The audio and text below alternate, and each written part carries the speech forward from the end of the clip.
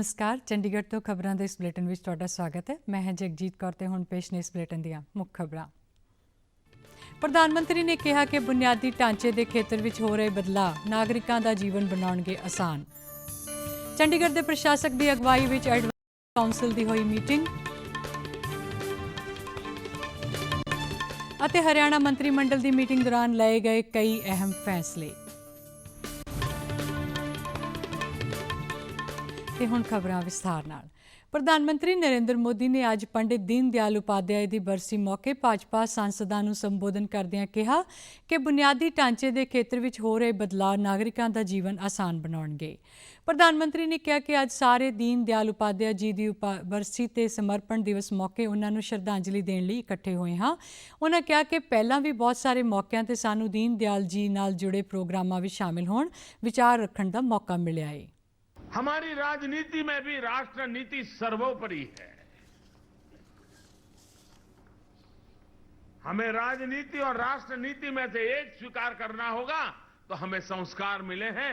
राष्ट्र नीति को स्वीकार करना, राजनीति को नंबर 2 पे रखना।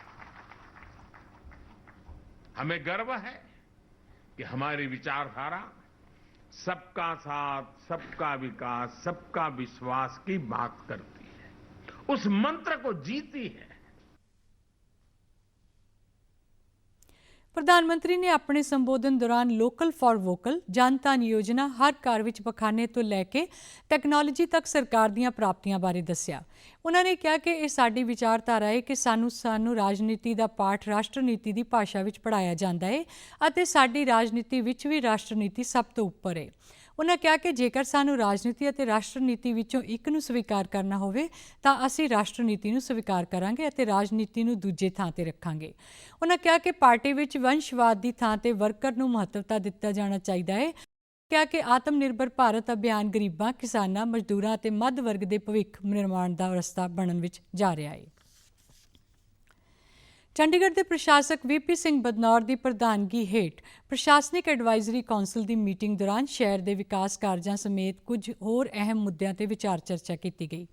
मीटिंग की शुरुआत कोरोना कारण जान गवाउण वाले कोरोना योद्धियां ਅਤੇ ਹੋਰਨਾਂ ਦੇ ਨਾਲ उत्तराखंड ਵਿੱਚ ਕੁਦਰਤੀ ਆਫਤ ਕਾਰਨ ਜਾਨ ਗਵਾਉਣ ਵਾਲਿਆਂ ਨੂੰ ਸ਼ਰਧਾਂਜਲੀ ਦਿੰਦਿਆਂ 2 ਮਿੰਟ ਦਾ ਮੌਨ ਰੱਖ ਕੇ ਕੀਤੀ ਗਈ।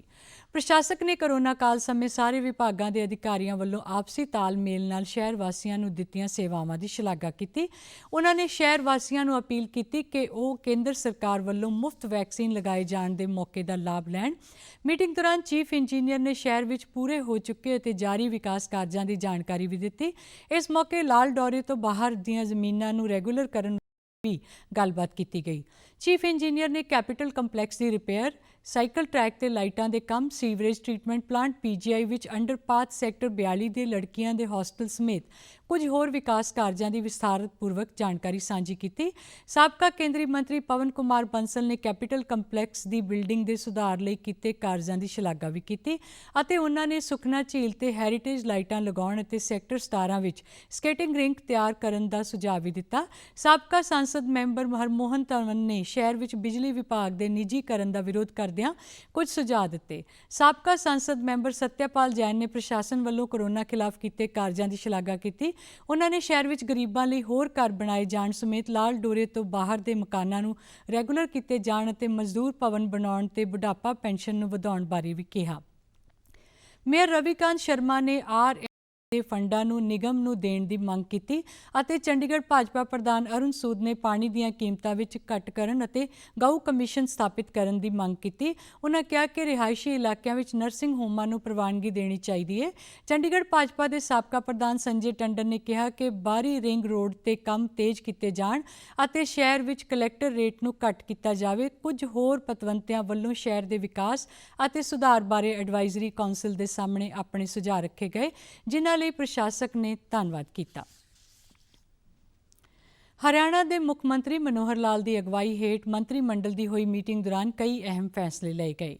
मीटिंग तो बाद सिक्ख्या मंत्री कंवरपाल ने मंत्रिमंडल वालों लिए गए फैसलों की जानकारी दिंदियां दस्सिया कि हरियाणा विधान सभा का बजट इजलास 5 मार्च तो दोपहर 2 बजे शुरू होगा। उन्होंने दस्सिया कि हरियाणा के खिडारियों को उत्साहित ਮਹੱਤਵ ਨਾਲ ਅਤੇ ਖਾਸ ਕਰ ਆਰਥਿਕ ਪੱਖੋਂ ਕਮਜ਼ੋਰ ਖਿਡਾਰੀਆਂ ਜਿਹੜੇ ਓਲੰਪਿਕ ਖੇਡਾਂ ਵਿੱਚ ਹਿੱਸਾ ਲੈਣ ਲਈ ਕੁਆਲੀਫਾਈ ਕਰਦੇ ਨੇ ਅਤੇ ਓਲੰਪਿਕ ਖੇਡਾਂ ਦੇ ਕੁਆਲੀਫਾਈ ਖਿਡਾਰੀਆਂ ਦੀ ਖੁਰਾਕ, ਸਿਖਲਾਈ ਅਤੇ ਸਟੈਮਿਨਾ ਵਾਸਤੇ ਹਰਿਆਣਾ ਸਰਕਾਰ ਨੇ 5 ਲੱਖ ਰੁਪਏ ਦੀ ਰਕਮ ਤਿਆਰੀ ਦੇ ਤੌਰ ਤੇ ਦੇਣ ਦਾ ਫੈਸਲਾ ਕੀਤਾ ਹੈ।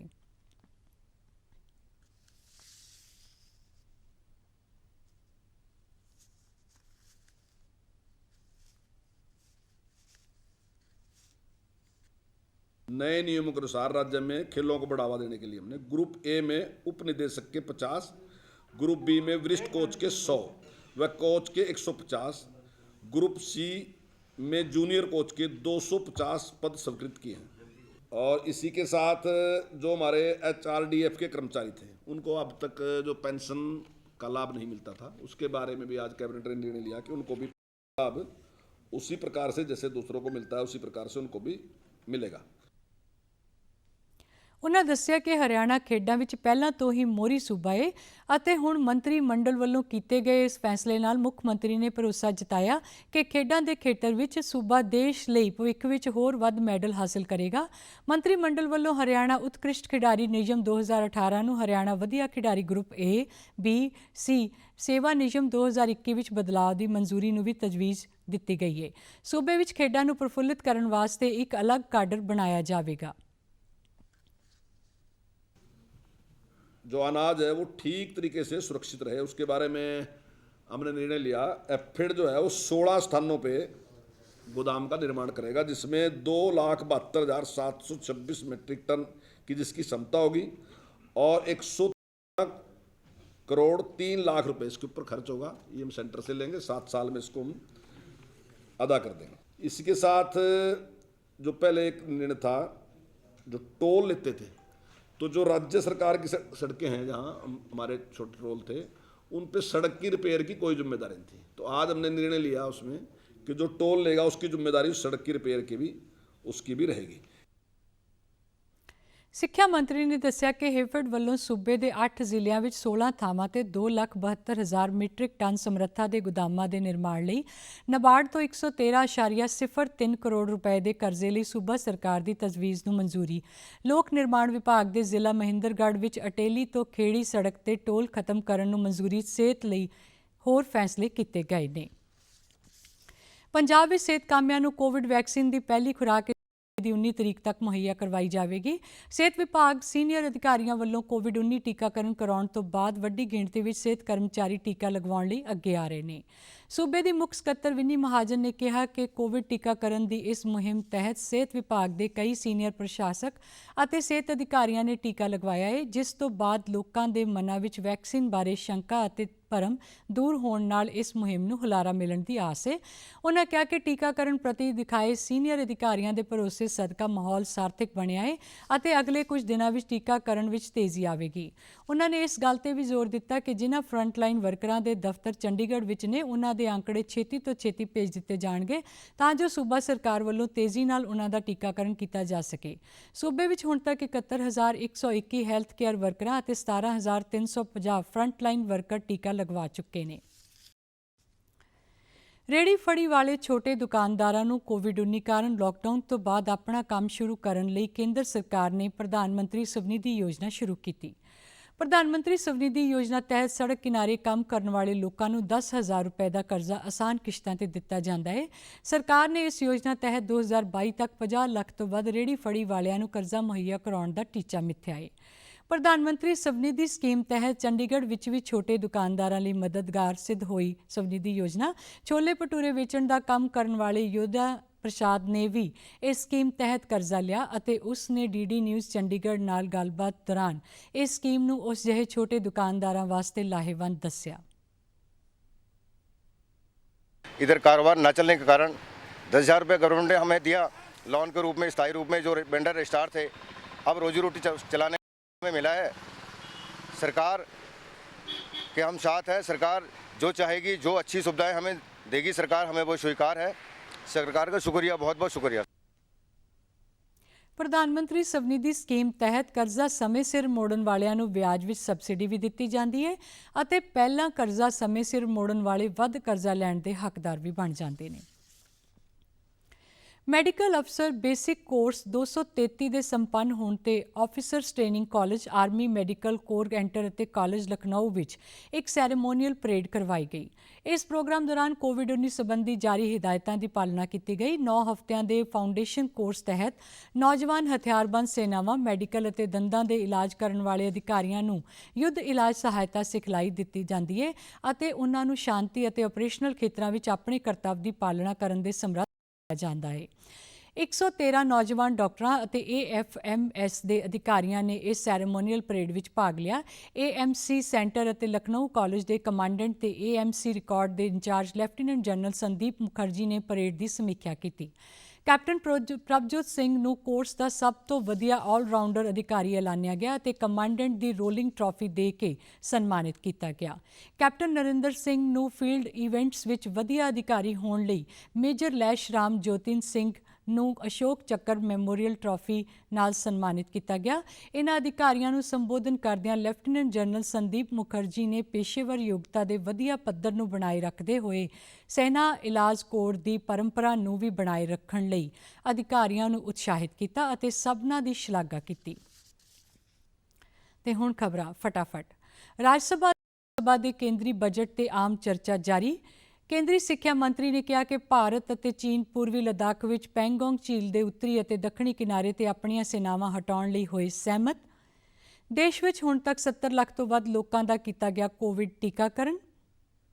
ਕੋਵਿਡ-19 ਦਾ ਖਤਰਾ ਅਜੇ ਟਲਿਆ ਨਹੀਂ, ਇਸ ਲਈ ਸਭ ਨੂੰ ਬੇਨਤੀ ਹੈ ਕਿ ਬਾਹਰ ਜਾਣ ਵੇਲੇ ਮਾਸਕ ਜ਼ਰੂਰ ਪਾ ਕੇ ਰੱਖੋ, ਜ਼ਰੂਰੀ ਸਮਾਜਿਕ ਦੂਰੀ ਬਣਾ ਕੇ ਰੱਖੋ ਅਤੇ ਆਪਣੇ ਹੱਥ ਬਾਰ-ਬਾਰ ਸਾਬਣ ਨਾਲ ਧੋਵੋ ਜਾਂ ਸੈਨੀਟਾਈਜ਼ਰ ਦੀ ਵਰਤੋਂ ਕਰੋ। ਮਹਾਮਾਰੀ ਕੋਵਿਡ-19 ਜਿਸ ਦਾ ਕਹਿਰ ਸਮੁੱਚੀ ਮਾਨਵ ਜਾਤੀ ਨੂੰ ਆਪਣੇ ਕਲਾਵੇ ਵਿੱਚ ਲੈ ਚੁੱਕਿਆ ਹੈ ਅਤੇ ਟੀਕਾ ਜਾਂ ਦਵਾਈ ਉਪਲਬਧ ਹੋਣ ਤੱਕ ਕੋਰੋਨਾ ਮਹਾਮਾਰੀ ਖਿਲਾਫ ਮਨੁੱਖਤਾ ਦੀ ਜੰਗ ਜਾਰੀ ਹੈ। ਅਜਿਹੇ ਸਮੇਂ ਸਭ ਤੋਂ ਜ਼ਰੂਰੀ ਹੈ ਸਾਵਧਾਨੀ ਅਤੇ ਬਚਾਅ। ਫੇਸ ਮਾਸਕ ਕੋਰੋਨਾ ਤੋਂ ਰੋਕਥਾਮ ਦਾ ਸਭ ਤੋਂ ਪ੍ਰਭਾਵਸ਼ਾਲੀ ਤਰੀਕਾ ਸਾਬਤ ਹੋਇਆ ਹੈ। ਵਿਸ਼ਵ ਸਿਹਤ ਅਤੇ ਮਾਹਰਾਂ ਦੀ ਖੋਜ ਦਾ ਵੀ ਇਹੋ ਨਤੀਜਾ ਹੈ ਕਿ ਮਾਸਕ ਨਾਲ ਮੂੰਹ ਅਤੇ ਨੱਕ ਨੂੰ ਚੰਗੀ ਤਰ੍ਹਾਂ ਢੱਕ ਕੇ ਕੋਰੋਨਾ ਲਾਗ ਨੂੰ ਘੱਟ ਕੀਤਾ ਜਾ ਸਕਦਾ ਹੈ। बिना मास्क या फेस कवर के घर से बाहर निकलने की अभी कल्पना करना भी सही नहीं है। ये जितना खुद उस व्यक्ति के लिए खतरनाक है उतना ही उसके आसपास के लोगों के लिए भी। ਕੋਰੋਨਾ ਤੋਂ ਬਚਾਅ ਲਈ ਮਾਸਕ ਪਾਉਣ ਦੇ ਨਾਲ ਹੀ ਇਹ ਵੀ ਜ਼ਰੂਰੀ ਹੈ ਕਿ ਮਾਸਕ ਨੂੰ ਸਹੀ ਤਰੀਕੇ ਨਾਲ ਪਾਇਆ ਜਾਵੇ। ਬਹੁਤ ਲੋਕ ਮਾਸਕ ਨਾਲ ਨੱਕ ਅਤੇ ਮੂੰਹ ਨੂੰ ਸਹੀ ਢੰਗ ਨਾਲ ਨਹੀਂ ਢੱਕਦੇ, ਜਿਸ ਨਾਲ ਲਾਗ ਦਾ ਖਤਰਾ ਬਣਿਆ ਰਹਿੰਦਾ ਹੈ। ਤੁਸੀਂ ਵੀ ਡੀਡੀ ਨਿਊਜ਼ ਦੀ ਖਾਸ ਮੁਹਿੰਮ ਮਾਸਕ ਅਪ ਇੰਡੀਆ ਨਾਲ ਜੁੜੋ। ਮਾਸਕ ਪਾਓ ਅਤੇ ਆਪਣੇ ਮੂੰਹ ਅਤੇ ਨੱਕ ਨੂੰ ਚੰਗੀ ਤਰ੍ਹਾਂ ਢੱਕੋ। ਆਪਣੇ ਪਰਿਵਾਰ ਦੇ ਮੈਂਬਰਾਂ ਅਤੇ ਦੋਸਤਾਂ ਨੂੰ ਮਾਸਕ ਪਾਉਣ ਲਈ ਕਹੋ। ਨੂੰ ਹਰਾਉਣਾ ਹੈ, ਮਾਸਕ ਜ਼ਰੂਰ ਲਗਾਉਣਾ ਹੈ। Mask up India. Mask up India. Mask up India. ਤੁਸੀਂ ਸਾਡੇ ਸਮਾਚਾਰ YouTube channel DD news Chandigarh, Facebook DD news Chandigarh ਅਤੇ Twitter handle DD news CST ਤੇ ਵੀ ਦੇਖ ਸਕਦੇ ਹੋ। ਤੇ ਇਸੇ ਦੇ ਨਾਲ ਚੰਡੀਗੜ੍ਹ ਤੋਂ ਖਬਰਾਂ ਦਾ ਬੁਲੇਟਿਨ ਖਤਮ ਹੁੰਦਾ। ਆਗਿਆ ਦਿਓ। ਨਮਸਕਾਰ।